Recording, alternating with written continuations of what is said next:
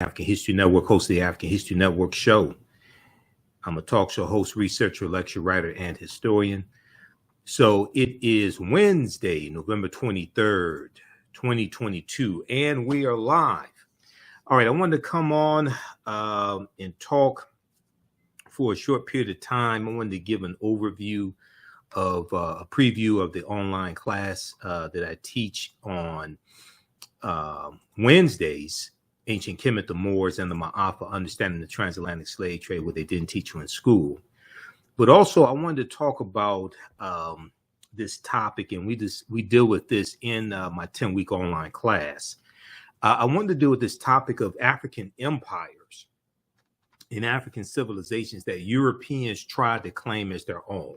And in some cases, Arabs tried to claim it as their own as well. And this goes beyond Kemet. This goes beyond Egypt. Egypt is one of them. That's probably the most prominent. But there are others as well. And I posted a video on our Facebook fan page, the African History Network. Some of you all saw this video. It got about 1,500 likes. And it deals with this white archaeologist who finds out that the ancient Africans, this one here is dealing with Nubia. He finds out that the ancient Egyptian pharaohs and the Nubians were Black Africans, and he's shocked. Okay, I'm gonna show you that here in just a minute. Okay, but we do thousands of years of history and what leads up to the transatlantic slave trade taking place in this 10-week class. So we'll give you some information, how you could register for it, and how you could join us in class today at 7 p.m. Eastern Standard Time. But you're going to learn a lot in this 10-week online course. So if we look at some of these African empires that Europeans tried to claim as their own, the first one that we'll look at would be that of Nubia. Okay, the first one would be Nubia, and or Ta-Hessi or Ta-Seti. Okay, and Nubia exists from about 4,500 BCE, before the Common Era, to 500 AD. Okay, and somebody E. Verdi says South Sudan like the Egyptian. Yeah, so you're looking at the lower portion of Kemet or Egypt and the upper portion of the Sudan. This is the area that was Nubia. Okay, you're going to have a larger region that's going to be Kush. That's basically a region as opposed to a country.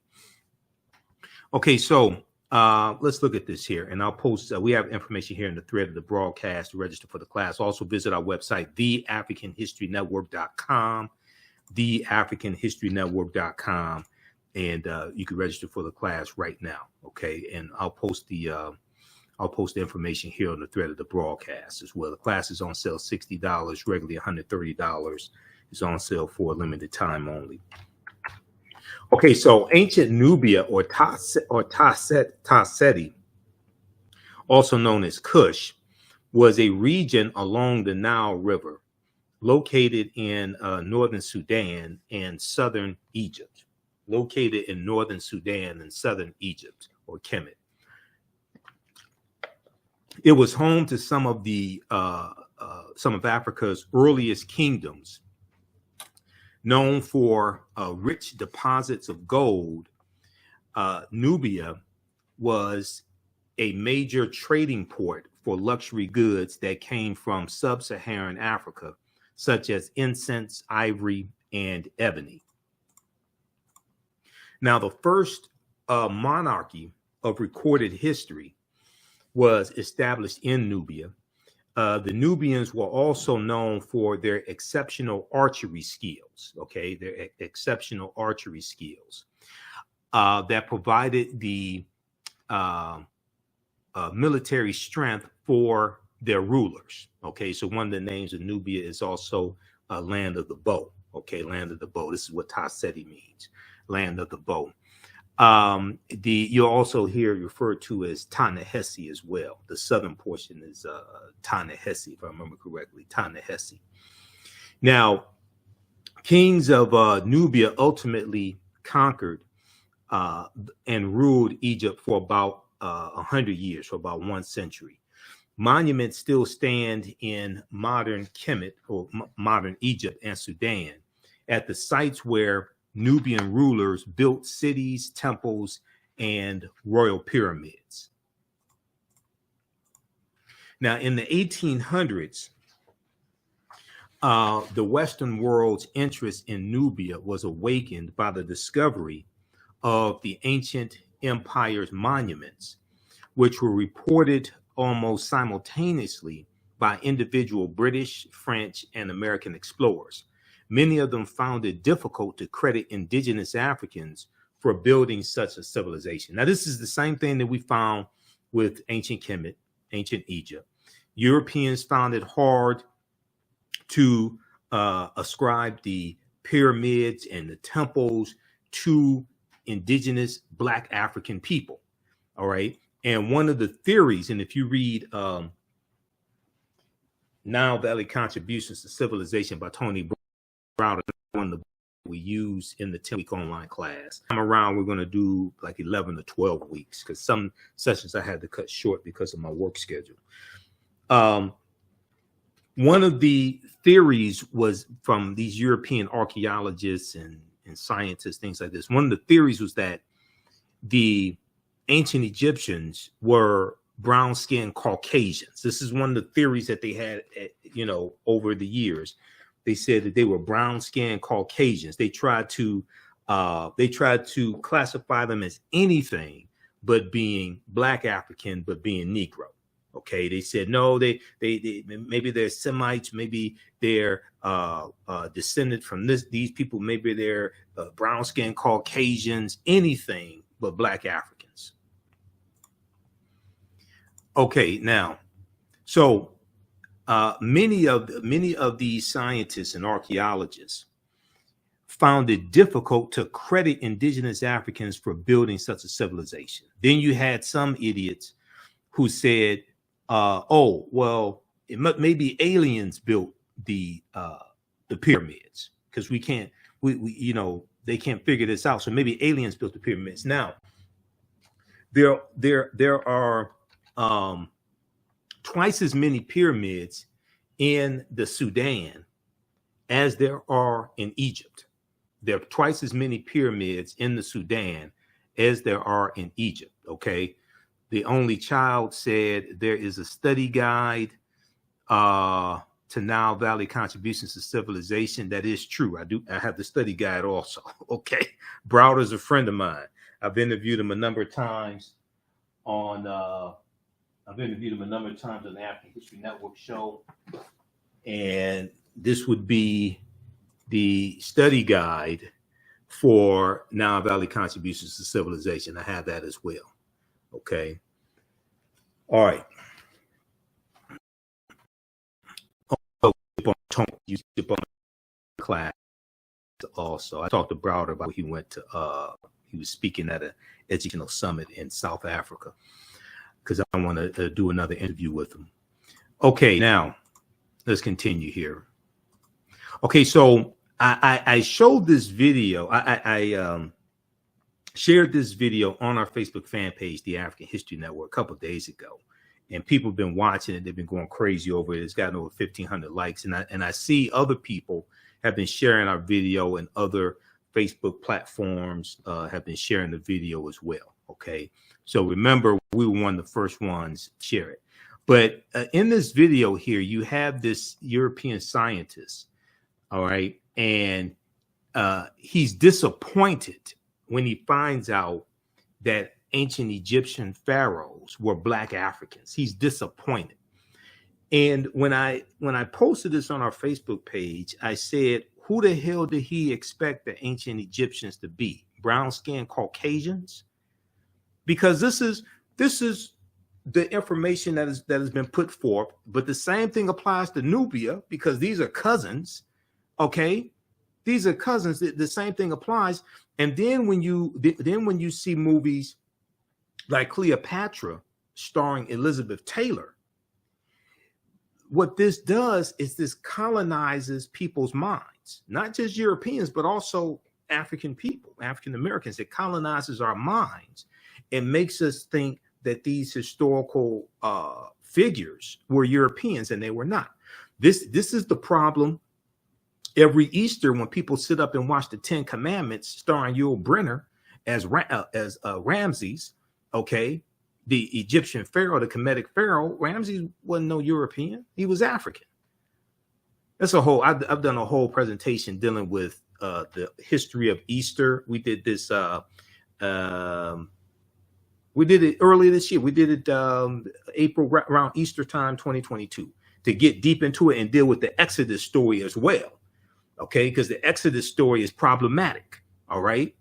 So you trying to tell me, I'm going to show this video in just a second, but hold on. You trying to tell me that 2 million people, it was supposed to be 2 million people that exited out of Kemet, out of Egypt. Okay. You trying to tell me that 2 million Hebrews or Jews, or however you want to describe them, 2 million of them wandered in the desert for 40 years. You trying to tell me 2 million of them wandered in the desert for 40 years? Where did they get water from for 2 million people for 40 years in the desert? What did they eat in the desert? 2 million people for 40 years. Now, I can hear some people right now complaining and things like this. So let me show you. I want to show you this source for you to go research this yourself. Proper documentation ends all conversation.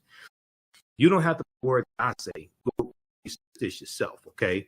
Now, this article here, and this was part of my research and part of the presentation I did earlier in the year when we dealt with Easter and the Exodus and all that history. Okay. This is from history.com, which is the official website of the History Channel. This is an article called Passover. Okay. So article called Passover. Go read this entire article. All right. And it goes through and deals with the biblical story of Easter and the Israelites' departure from ancient Egypt and all this that's in the Bible, that's in the Helios Biblos, the Sun book. Helios is in reference to sun, S-U-N, the Helios Biblos. So it goes through and talks about the Passover story, which is really a story about killing African male children. Okay. It was supposed to be all the African male children under 2 years old. These weren't Europeans they were killing. These weren't European children they were killing. Who were they killing? African children. Okay. So it goes through and talks about the 10 plagues and all of that we read, that we learned about in Sunday school. For me, it was catechism class because I grew up Catholic. So we went to catechism school on Saturday as opposed to Sunday school on Sunday. Okay. Then it talks about according to the Bible and things like this. Then it gets to a portion. Then it gets to this part right here. Questions of historical accuracy. Questions of historical accuracy. Okay. Now, we have to understand this. World history is in world history books. Religious literature is in religious literature books. Okay. World history and religious literature are not the same thing. And this is where a lot of our people get confused. Now, I may say some things that are outside of the circumference of your own awareness. Just because you disagree with them or don't like them or haven't heard them before does not mean that they are not true. It just means you have to do some research to understand what I'm talking about. Okay. And I learned this from one of my teachers, Dr. Ray Hagins. And I usually have this in my presentations, especially when I do presentations, and especially when I do presentations in person, and I may be dealing with a mixed audience, may have different races in the audience, things like this. Okay. So I usually have people put their fingers together to form a circle. And I usually say something like this. The space inside this circle represents my realm of knowledge. Everything that I think I know about whatever I think I know is represented within the circumference of this circle. I must keep in mind that there are still things to know that exist outside the circumference of my own awareness. So the reason why I say this is because oftentimes when people hear something that contradicts what they believe or what they think they know, they automatically reject it without doing any research to determine the validity of the new information that they're learning. And they usually don't use that same level of scrutiny to analyze, critique, or evaluate what it is they believe or what they think they know.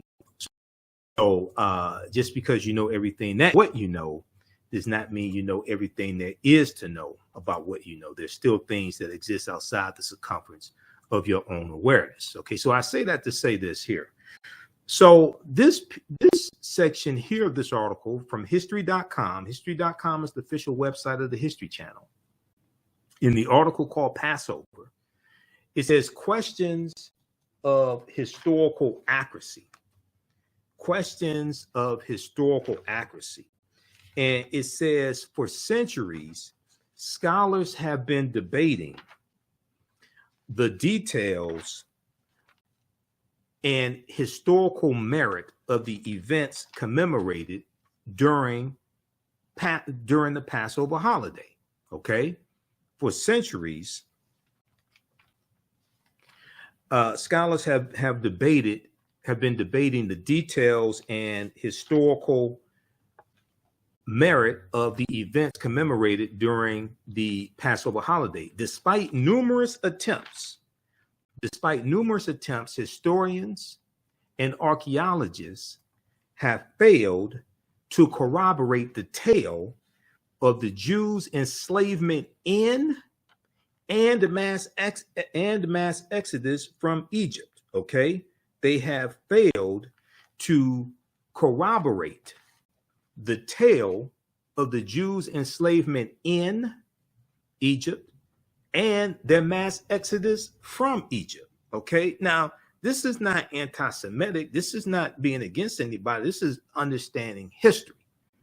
Okay, go read this article. This is not me saying this. This is what the History Channel is telling you. Now, they go on to say, although the ancient Egyptians kept thorough records, no mention is made of an Israelite community within their midst or any calamities resembling the 10 biblical plagues.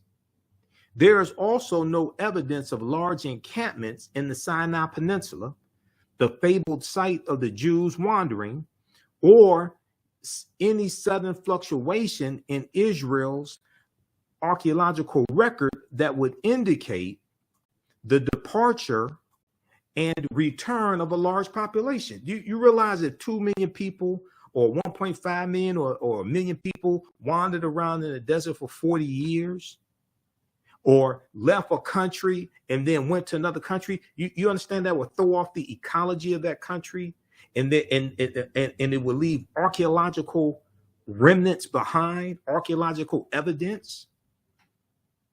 Stuff you can't just write something in the history and don't realize that people in history leave archaeological footprints. Okay, this stuff doesn't happen. It goes on to say a handful of scholars, including the first century Jewish historian Josephus, which would be spelled with the Y because the letter J wasn't created in 1630 AD, have suggested a link between the Israelites and the Hyksos, a mysterious Semitic people, possibly from Canaan, who controlled Lower Egypt for more than 100 years before their expulsion during the 16th century BCE, before the Common Era. Most modern academics, however, have dismissed this theory due to chronological conflicts and a lack of similarity between the two cultures. Okay, so read this full article. Don't just read the part about question of historical accuracy. Read that definitely, because this gets left out when people sit up and watch the 10 Commandments every Easter. Okay, this gets left out of the conversation. But read that full article from history.com. Okay, now I want to go back to PowerPoint presentation, and these are some slides from the class that I teach also. Okay, the the 10-week online class, teaching Kemet, the Moors, and the Ma'afa, understanding the transatlantic slave trade. And we do the sessions live. All the sessions are archived and recorded. So you can go back and watch the classes anytime. A year from now, 2 years from now, you can watch the entire class. Okay, so here's what happened with this scientist who didn't know that ancient Egyptian pharaohs were Africans. Challenges the prevailing image of the Egyptian ruling class. We always thought the ancient Egyptian elites were Mediterranean type, and in this sense, Shema is representing the society of the frontier, in which different ethnic groups were mixed. At the end, it doesn't matter the color of your skin. Shema was Egyptian. All right. Yeah. So he says he has to admit Shema was Egyptian. He said it doesn't matter the color of your skin, blah blah blah. Okay. He said they thought the Egyptian elite were Mediterranean type. Just more nonsense. Okay, so he got a real wake up call with that scientific discovery. Now, during the 1840s, German Egyptologist Carl Richard Lepsius, who lived from 1810 to 1884, asserted confidently that the Greek term Ethiopian,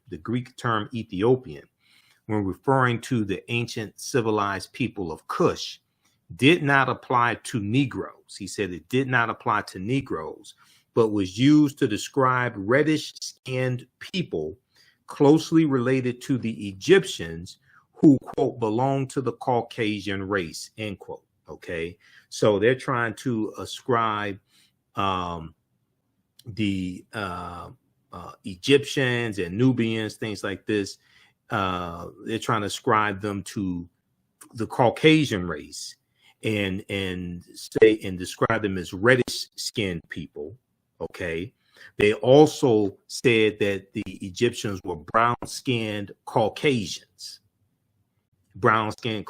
Now, we historically, like in ancient Kemet, but also we see this in Ethiopia, Somalia. A lot of them didn't have broad noses and thick lips. Some of them had more aquiline features, narrow noses, thinner lips. Some of them, okay. These were still Black Africans. So we see all these mental gymnastics that take place with people who don't want to admit that one of the greatest civilizations in history was created by Black African people. They don't want to deal with that. All right. And we see the same thing with Nubia. Okay. We see the same thing with Carthage, where you have Hannibal Barca and the Carthaginians. Okay, how's everybody doing? Give us a thumbs up, give us a heart, give us a like on this broadcast. Share this broadcast on your social media platforms. Also, be sure to register for the 10-week online class that I teach on Wednesday. Ancient Alpha, understanding the slave trade, what they didn't teach you in school. So we teach this on Wednesday, 7 p.m. to 9 p.m., about 9 p.m. or so, Eastern Standard Time. On Wednesdays, okay? So we deal with thousands of years of history and what leads up to the transatlantic slave trade taking place. Just click right here and register here to register. Classes on sale $60, regularly $130. So and this is one of the topics that we deal with in the class, African empires that Europeans try to claim as their own. Now on Tuesdays, I teach from the Civil War to the Civil Rights Movement and Black Power, 1865 to 1968. We had a great class yesterday. We're going to do part 2 of that coming up in the next few days. This class is on sale $60 as well. We start in the 1800 with the 1800 census, and then we look at the Louisiana Purchase of 1803 and the Haitian Revolution, because those two events are related.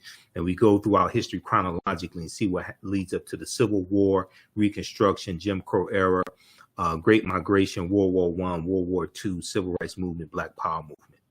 We also have a bundle pack here of both classes. You can get both classes right now for a very limited time, only for $100. That's over $300 value because there's bonus content that you get. So click here, register here for that. And if you've taken any of my online classes in the past, you can email me through the website. Click on Contact the African History Network. Email me, and you'll get a 50% discount. Or email us at ahnshow@theafricanhistorynetwork.com. ahnshow@theafricanhistorynetwork.com. And I just posted the link here to register for the classes. These courses make a great gift. Also, you can register somebody else if you want to, and you can use these for your children. I would say the content is PG-13. You can use these for your children as well. Okay, let's continue here.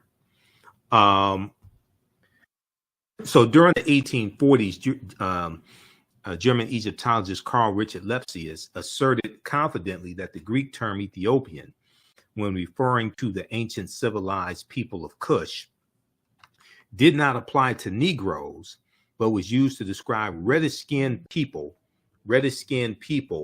closely related to the Egyptians who belonged to the Caucasian race. All right, let's continue. Now, Nubia was, in recorded history, is the first recorded monarch, okay, or monarchy. Now, ancient Egypt is the first major civilization in Africa for which records are abundant. It was not, however, Africa's first kingdom. And we know that Nubia is the mother of Kemet. Ta-Seti is the mother of ancient Kemet. The grandmother of Kemet would be Abyssinia or Ethiopia, okay, because civilization flows up the Nile River. So the grandmother is Abyssinia or Ethiopia. Nubia is the mother, and then you have ancient Kemet. So there was an article from the New York Times from March 1st, 1979. March 1st, 1979, and I read the article today. I've seen excerpts of the article previously, but I read the article in its entirety today. A March 1st, 1979 article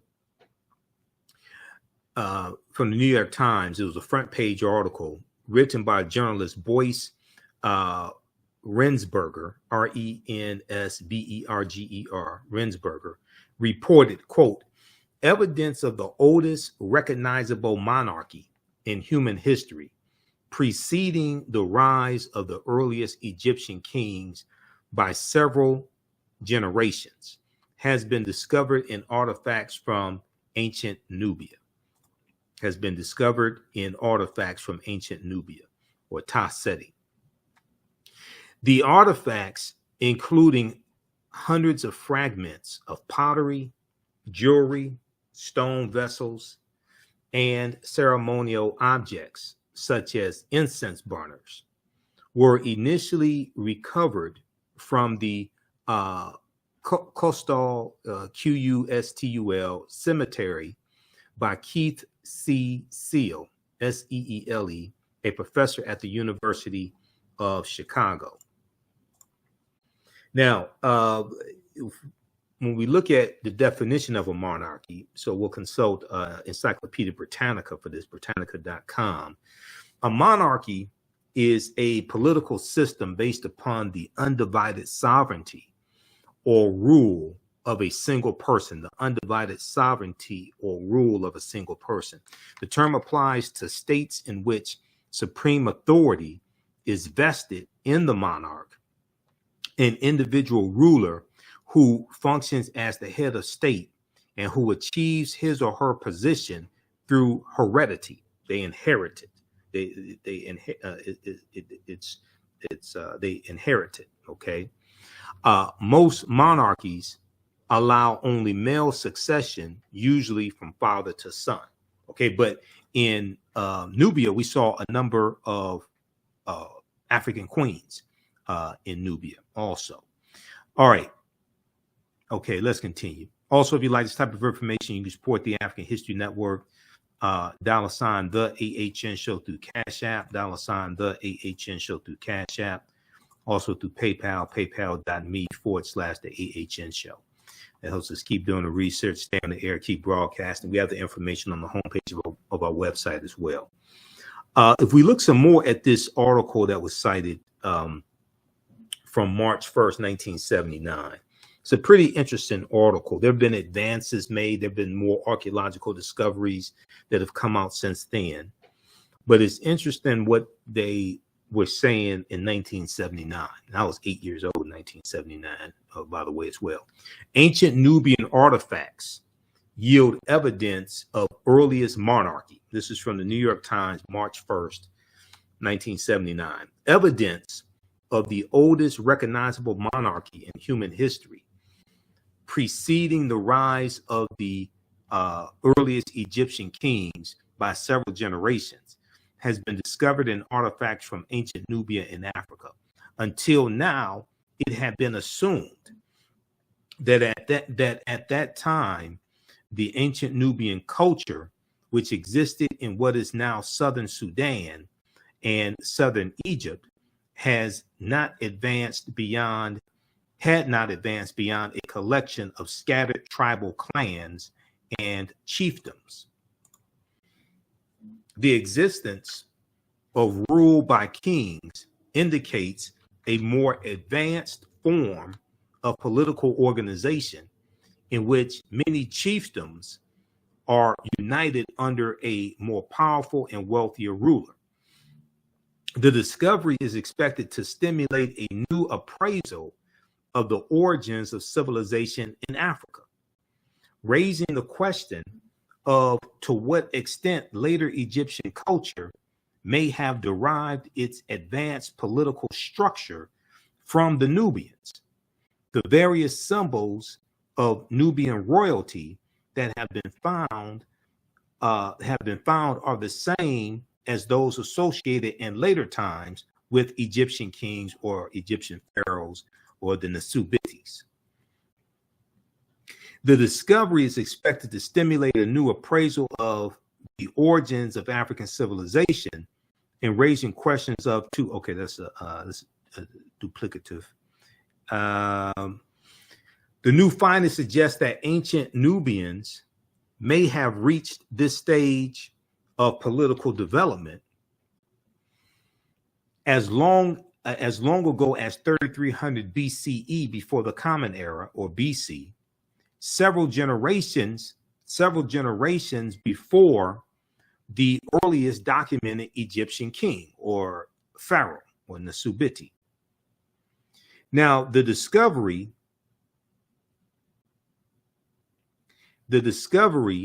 is based on study of artifacts from ancient tombs excavated 15 years ago.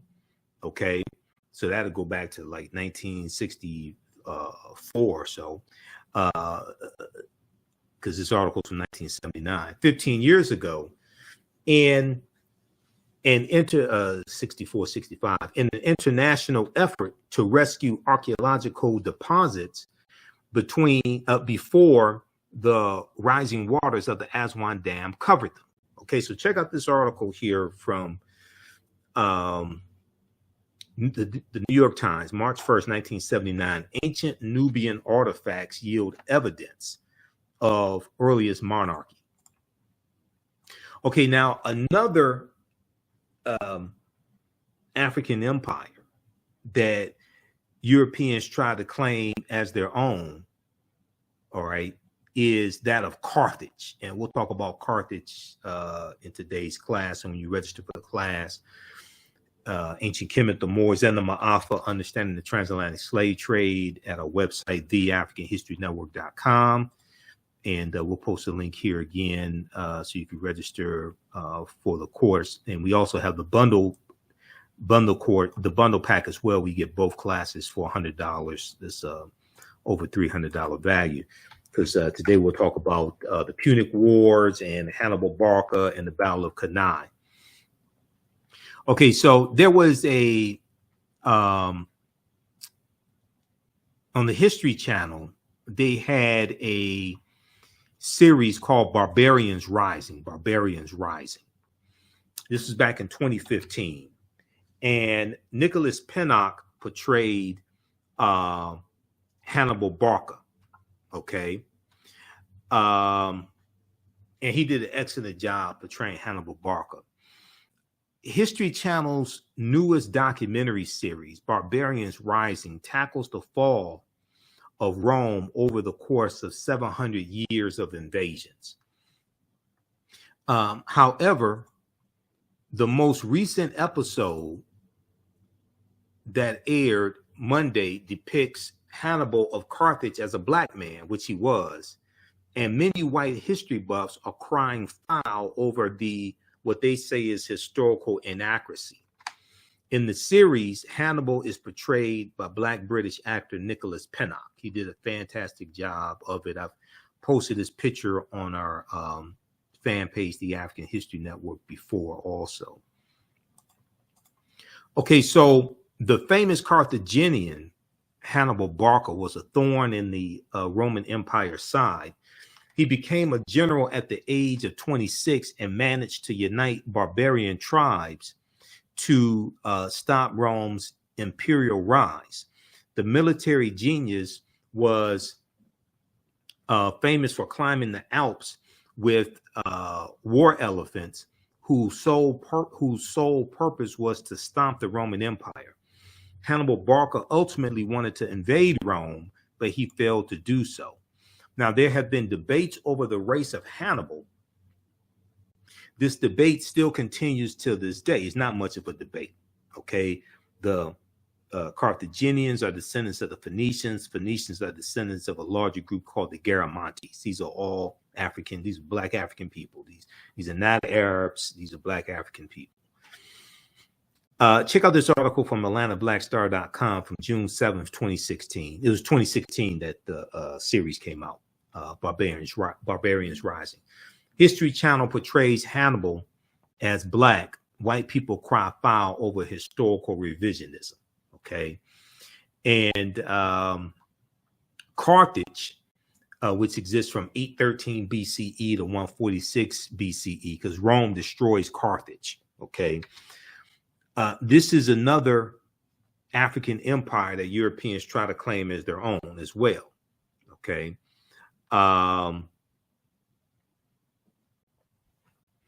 So Carthage was founded in the 9th century BCE on the Gulf of Tunis. From the 6th century BCE, before the Common Era, or BC, from the 6th century BCE onwards, it developed into a great trading empire.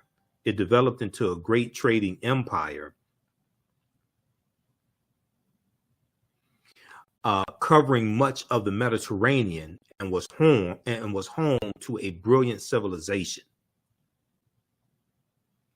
In the course of the long Punic Wars, which exists from 264 BCE to 146 BCE, and we'll talk about the Punic Wars in class today.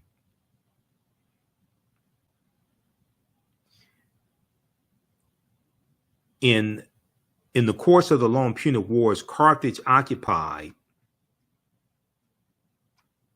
some of Rome's territories before finally being destroyed by its rival Rome in 146 BCE. Now, in his book, World's Great Men of Color, Volume 1, Joel Augustus Rogers, better known as J.A. Rogers, asserts that the Carthaginians were descendants of the Phoenicians, a Negroid people, and that, in fact, until the rise of the doctrine of white superiority, Hannibal Barca was traditionally known as a Black man. So when we see a rise in the European phenotype, and Europeans are coming out of the Dark Ages, going from the 1300s into the 1400s AD, Common Era,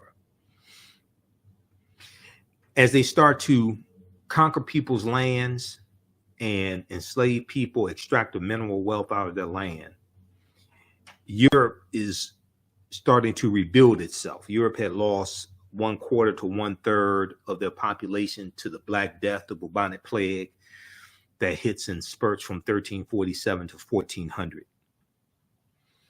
So as you have a rise in European powers, Spain and Portugal and France and Germany, England, things like this, as you have a rise in European powers, you have a rise in the dominance of European phenotypes. So Europeans start to reinterpret images that were traditionally African. They start to reinterpret those as European. They reinterpret the Black Madonna and Child as being European. Okay. And the Black Madonna and Child was worshipped all throughout Europe. And we know that comes from Asar, Aset, and Heru, okay, who the Greeks called Osiris, Isis, and Horus. We see Michelangelo paint the Sistine Chapel, and he uses his aunt and uncle as the image of Adam and Eve, and he paints God as being white. We see Hercules was traditionally Black, traditionally African. He gets reinterpreted as being a European. We see Zeus. Zeus, in Greek mythology, Zeus is said to be the king of the gods, but they say Zeus comes from Ethiopia. Okay, he gets reinterpreted as a European. So we're going to see this take place when Europe comes out of the Dark Ages. All right, now,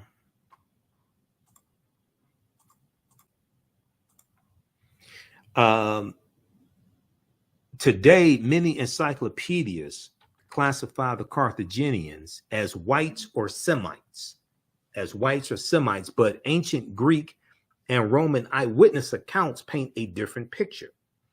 The indigenous peoples of Carthage were called the Afirs, A-F-E-R-S, the Afirs. Ancient Roman poet Virgil, in his poem Moretum, M-O-R-E-T-U-M, speaks of a woman from the Afir or Afar, A-F-A-R, or Afra, A-F-R-A, race.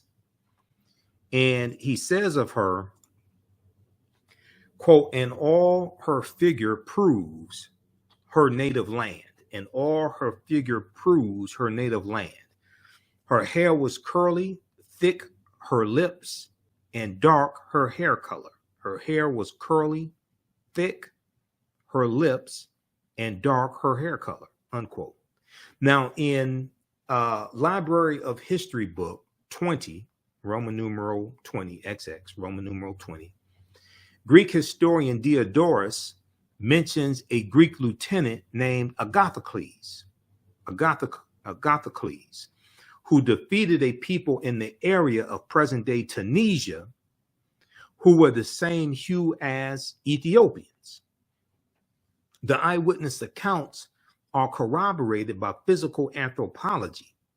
L. Berthelon and E. Chantre, both well-noted French anthropologists, documented their examination of skeletons throughout North Africa in all periods. They note that the remains of both upper and lower class individuals of ancient North Africa were representative of the Negroid race. They note that the remains of both upper and lower class individuals of ancient North Africa were representative of the Negroid race. So these were Black African people. All right. So that deals with Carthage and the Carthaginians. And the Carthaginians are involved in the Punic Wars from about 264 to about 146 BC. Then we have the Kingdom of Great Zimbabwe. This is another African empire that Europeans tried to claim as their own. Now, the Kingdom of Great Zimbabwe existed from about 1220 Common Era CE or AD to 1450 Common Era. Okay. And how's everybody doing? Give us a thumbs up. Give us a heart. Give us a like on this broadcast. How you like this type of information? Okay. Who still needs to register for our 10-week online class that I teach on Wednesdays? Ancient Kemet, the Moors, and the Ma'afa, understanding the transatlantic slave trade, what they didn't teach you in school. And what we're going to do is also we're going to have a new session of this class start up on Monday, November 29th, 7 p.m. to 9 p.m. Eastern Standard Time. Also, Monday, November 28th, we're going to have a new session of this class start up Monday, November 28th. And so we're going to enroll you. That's coming to an end of 2 or 3 weeks, and we'll enroll you in the new class for one price, for one cost, one admission, one registration cost. So you don't have to worry about paying for both classes. Okay. We'll post a link again here. You can register for the classes right now, and you can join us in class today, because we normally teach these 7 p.m. to 9 p.m. Eastern Standard Time on Wednesday. So we'll post a link here, and it's in the thread of the broadcast as well, in the description here of the broadcast. Okay, let's continue. We'll be here for a few more minutes. The civilization of Great Zimbabwe was one of the most significant civilizations during the medieval period. Great Zimbabwe is extraordinary because of the magnificent scale of its structures.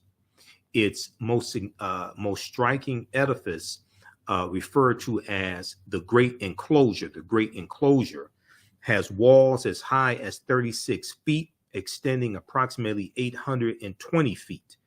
Walls as high as 36 feet, 36 feet. Walls as high as 36 feet, extending approximately 820 feet. Okay.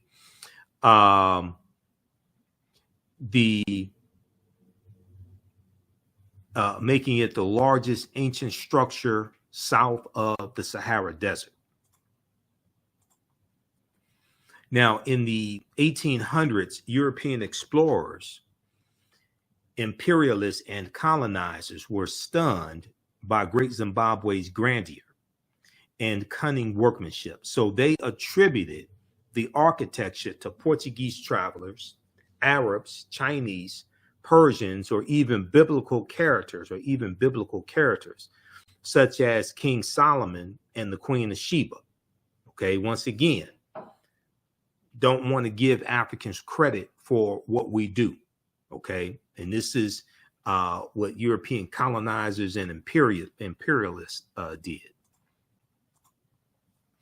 Now, according to the Metropolitan Museum of Art, archaeological investigations conducted during the first decades of the 20th century have dismissed those attributions and confirmed both the antiquity of the site and its African origins. Both the antiquity of the site and its African origins.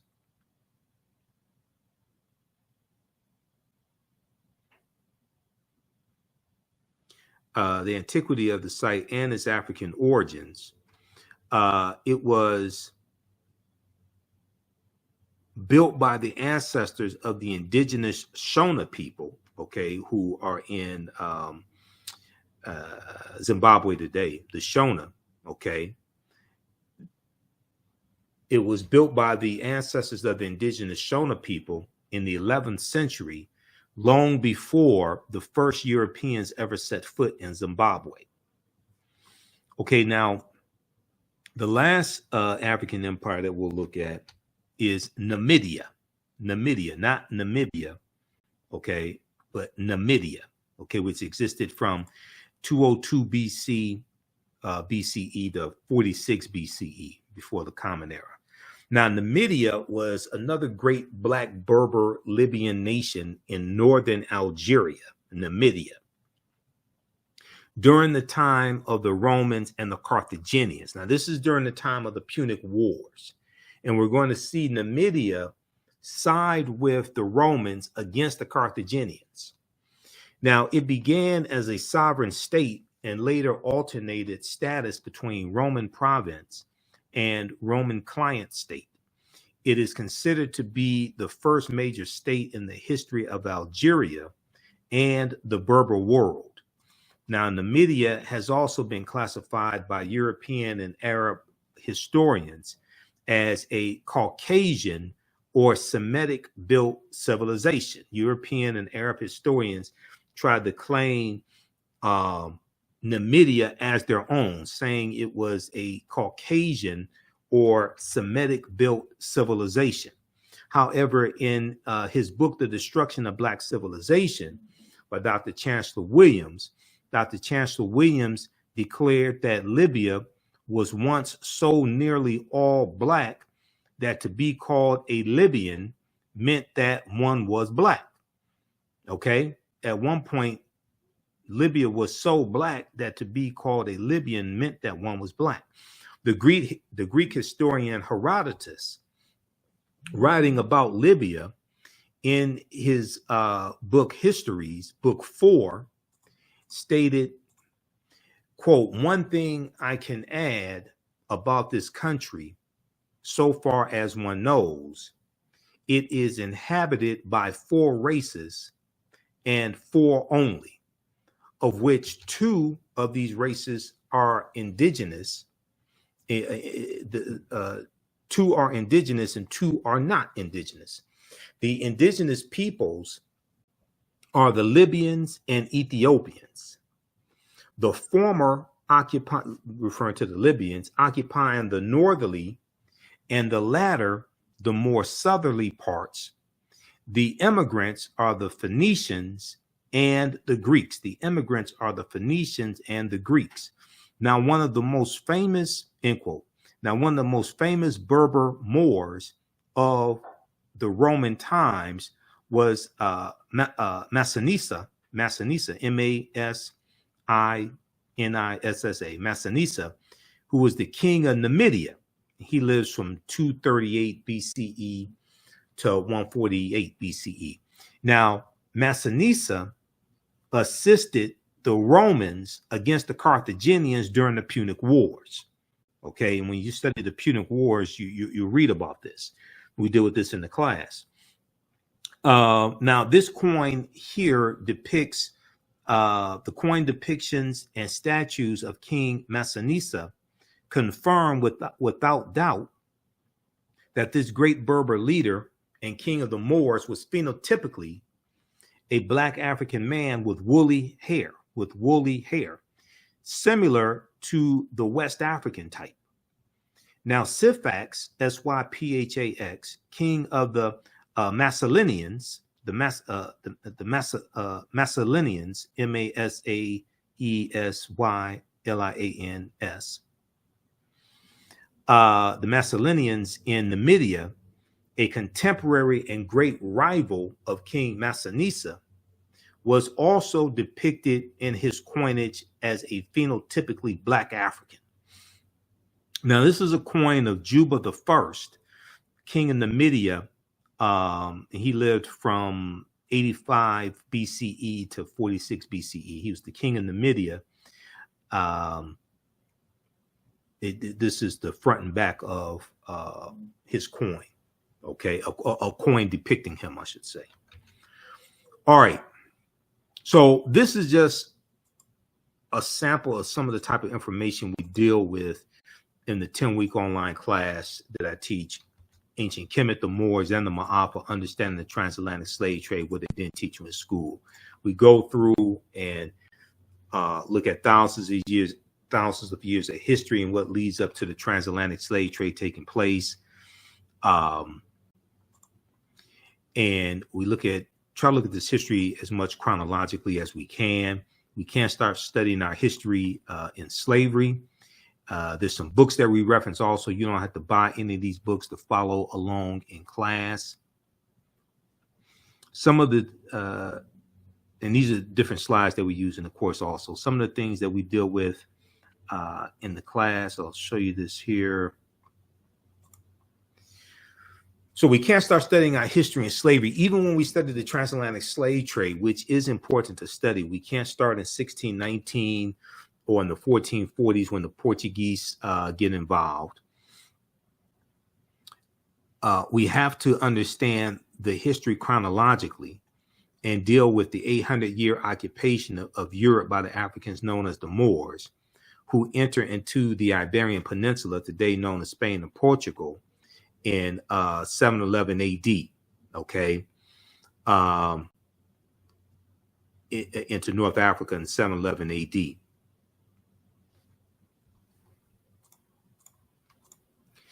This course not only deals with the transatlantic slave trade, but we deal with thousands of years of history that leads up to the transatlantic slave trade of African people taking place. Now, August 20th, 2019 marked the 400th year anniversary of those 20 and odd Africans on the White Lion pirate ship coming into Virginia, okay? And in Point Comfort, coming into Point Comfort on August 20th, 1619 in Virginia. Now, that year, 2019, was known as the year of return, as many African Americans were reconnecting and still are reconnecting to Africa and traveling to Ghana and other West African countries.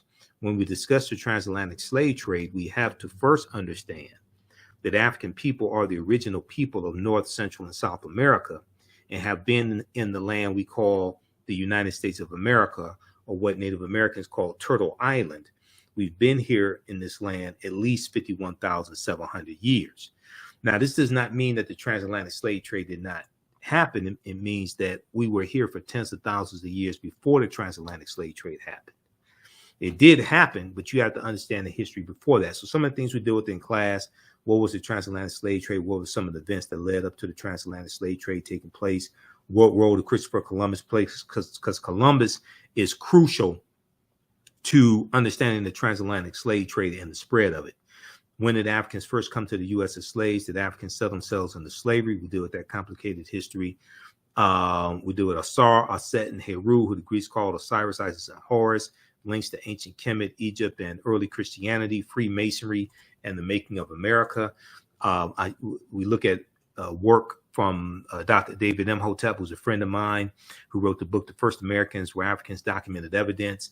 And on page 14 of his book, he deals with a discovery in Allendale County, South Carolina in 2004, where Dr. Albert Goodyear and his team discovered 13 different types of evidence that thoroughly document an African presence in this country going back at least 51,700 years ago, at least 51,700 years ago. They found artifacts, architecture, campsites, carvings, Egyptian writings, footprints in lava, genetic M174D haploid groups dealing with DNA and genetics, skull, skeleton structures, and tools. They found 13 different types of evidence thoroughly documenting an African presence in this country going back at least 51,700 years ago. And these were the Khoisan, the short-statured Africans coming from Southern Africa that they were talking about. Now, this is an article from ScienceDaily.com, which is a scientific website. They have scientific discoveries there, archaeological discoveries. They have this article from November 18, 2004, that deals with Dr. Albert Goodyear's discovery. New evidence puts man in North America 50,000 years ago. New evidence puts man in North America 50,000 years ago. Okay, so they give a summary of his discovery.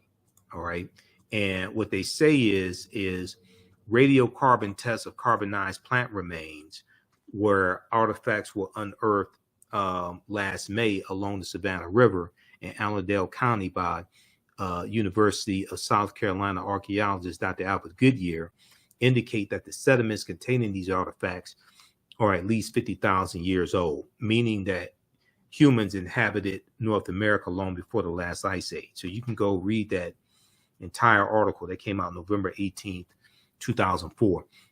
And these different archaeological discoveries are coming out every other week. They're causing the scientists and archaeologists and paleontologists to push the timelines back. Okay, they keep having to push the timelines back. It's causing them to rethink everything. Now, in October 2012, genetic study published in Science magazine found that the Khoisan in Southern Africa are the oldest ethnic group of modern humans, with their ancestral line originating about 100,000 years ago. The Khoisan, formerly called by the derogatory term Bushmen, okay, the Khoisan are genetically unique, and no other currently known population had separated so early from our common modern human ancestor, according to the report. Now, here's a picture of two Khoisan women as well. Okay.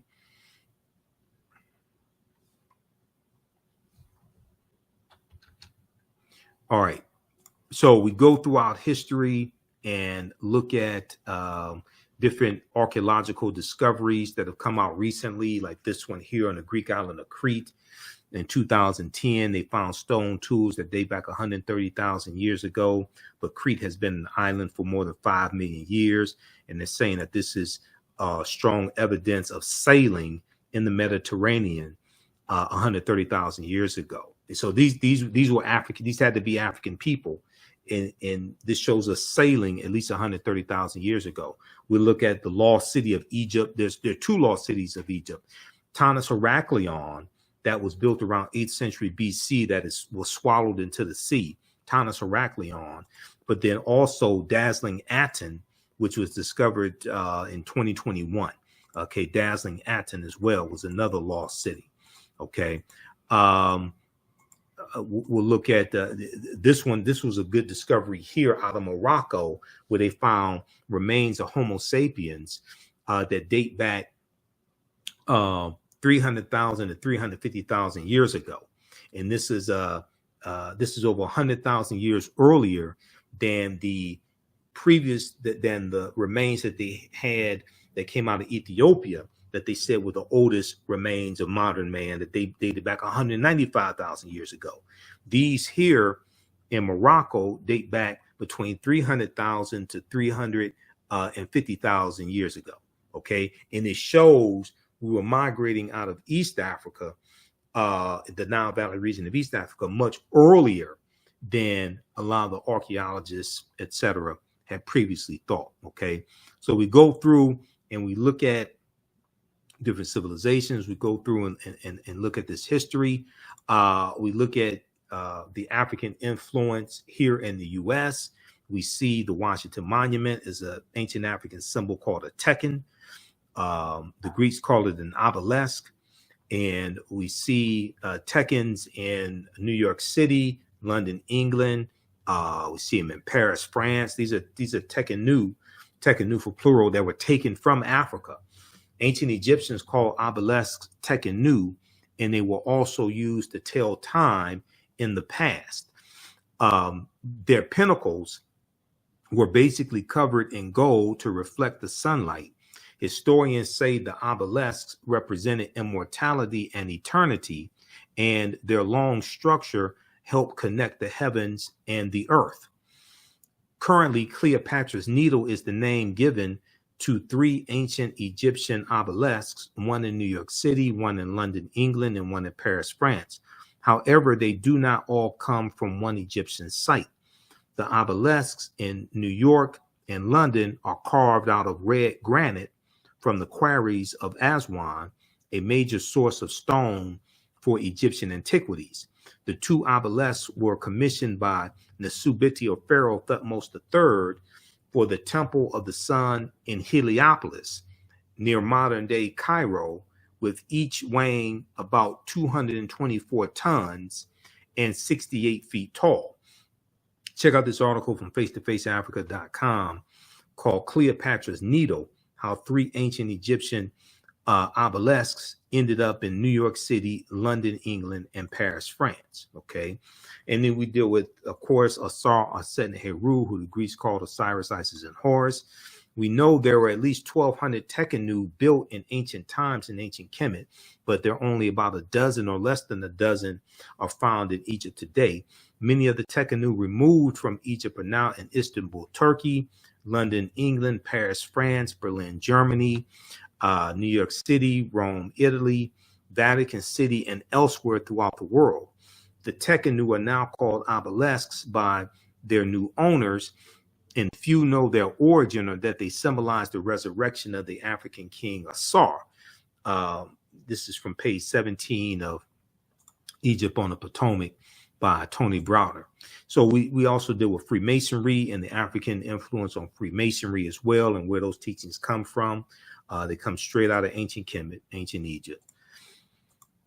We deal with the Black Madonna and Child. Also, we look at some of the different Neteru, the different deities in ancient Kemet. We look at things like Sinterklaas and Zwarte Piet. In Zwarte Piet, Black Piet was a Moor.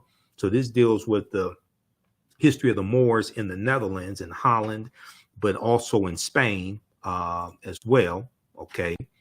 So this is just a brief overview of this 10-week online class. There's over 50 articles that we reference in the class. It's about 100 or so slides, something like that. With the slides, we also deal with the film Black Panther.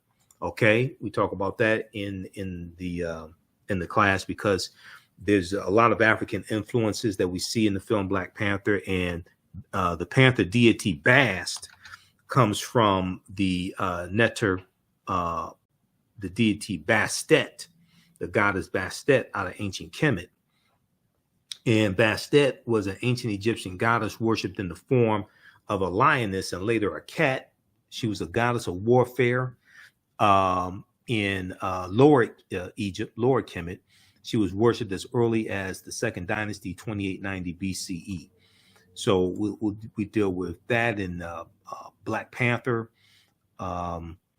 Then we go through and we look at some of the history of the Moors as well, and who were the Moors, and the Moors going into the Iberian Peninsula, today known as Spain and Portugal, in 711 AD.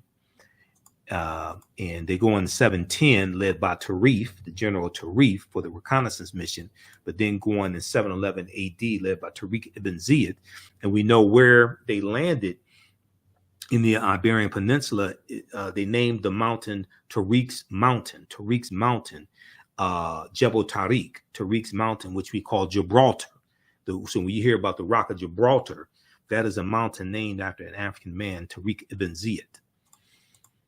Okay, and then we look at what leads to the transatlantic slave trade taking place. We look at the Moors losing control of Spain and their last stronghold, Granada, January 2nd, 1492.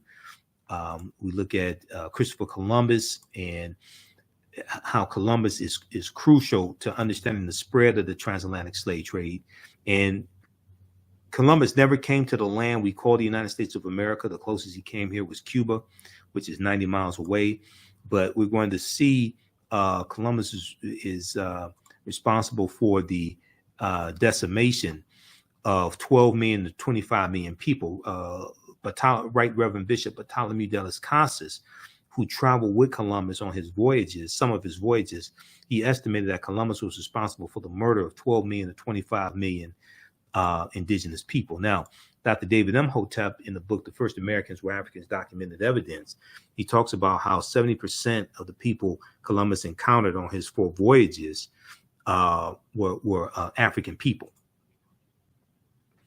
Okay, so then we go through and we look at and we see what leads to the transatlantic slave trade taking place. Okay, then we go through and analyze the transatlantic slave trade as well. All right, so this is a 10-week online class. We don't give any tests. We don't give any grades. You don't have to worry about that.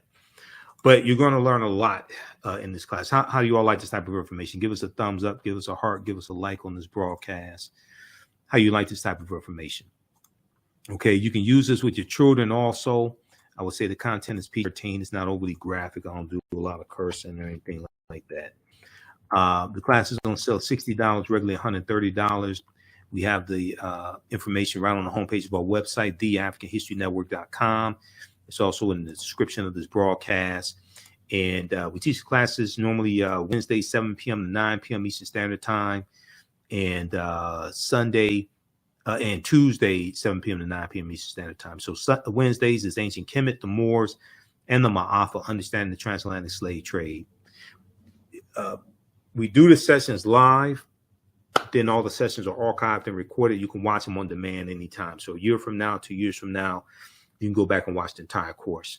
Then Tuesdays, I teach from the Civil War to the Civil Rights Movement and Black Power, 1865 to 1968.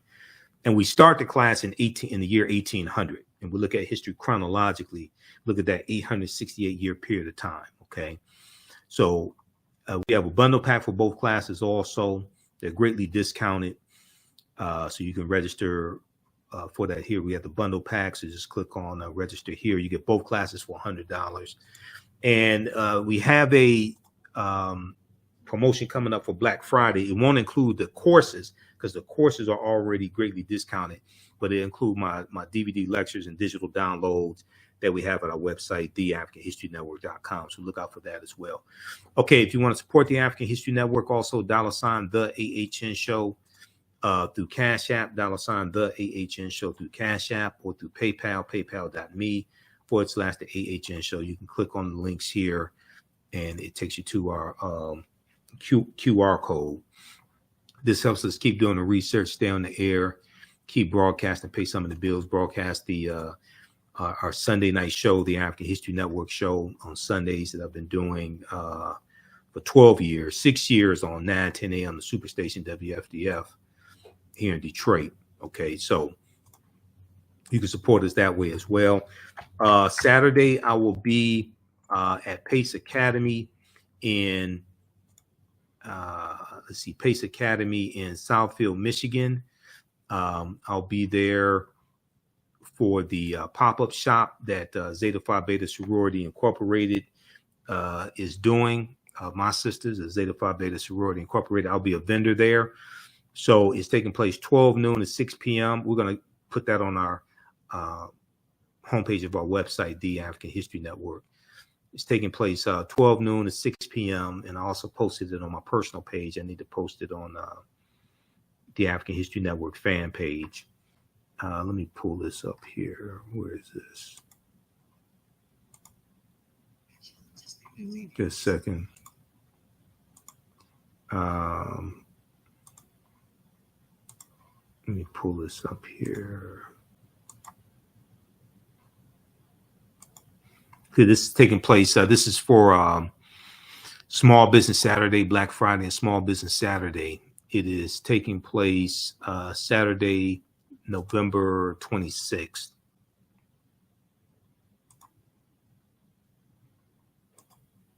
Okay, this right here. Let's flip over to this here.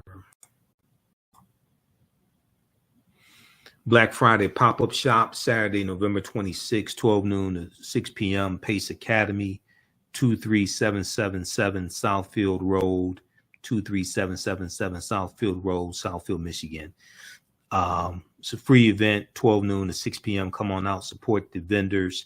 We'll have a vendor booth there also for the African History Network. So I'll have my DVD lectures, digital downloads, and also we have lectures now available on flash drive as well. So we put the lectures on a flash drive and you just load it onto your computer. So because a lot of people don't have DVD players today. So we have our lectures in DVD in digital download format and on flash drive also. Okay. All right. Look, we have to get out of here. Remember, at the African History Network, we focus on educating, empowering, and inspiring people of African descent throughout the diaspora and around the world, because right now it's correct wrong behavior. It's not over till we win Wakanda forever.